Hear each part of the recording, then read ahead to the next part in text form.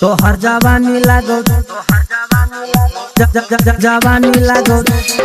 इयो के सेंट गई म्यूजिक बाय डीजे बादल राज। सुन्ना सुन्ना सुन्ना गई सुन्ना सुन्ना सुन्ना गई सुन्ना सुन्ना सुन्ना गई सुन्ना सुन्ना सुन्ना गई तो हर जवानी लागो डियो के सेंट गई सुन्ना सुन्ना सुन्ना गई सुन्ना सुन्ना सुन्ना गई तो हर जवानी लागो डियो के सेंट गई डार्लिंग तुम बनो ना रानी हमर परमानेंट गई चलना चलना चलना गई चलना गई तो हर जवानी लागो डियो के सेंट गई तो हर जवानी लागो डियो के सेंट गई तो हर जवानी लागो डियो के सेंट गई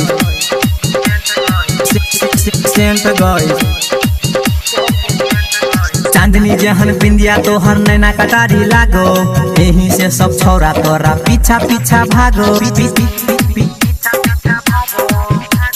चांदनी जहन बिंदिया तोहर नैना कटारी लागो यहीं से सब छोरा तोरा पीछा पीछा भागो हिला के चलना एना कमर हेते एक्सीडेंट गई चलना गई तो हर जवानी लागो डियो के सेंट गई चलना गई चलना गई। प्रेजेंट बाय माँ कमला म्यूजिक कल्याणपुर बाजार नेपाल। म्यूजिक बाय डीजे बादल राज। गोरे गोरे गलिया तोहर निक लगो होठलाली देखै छी हम सपना कहिया बन अइबे घरवाली गोरे गोरे गलिया तोहर निक लगो होठलाली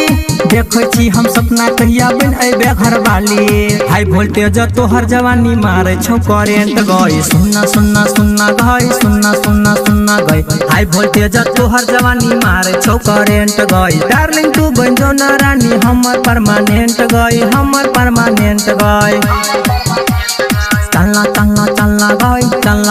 चलना गई तो हर जवानी लागो डियो के सेंट गई तो हर जवानी लागो डियो के सेंट गई तो हर जवानी लागो डियो के सेंट गई।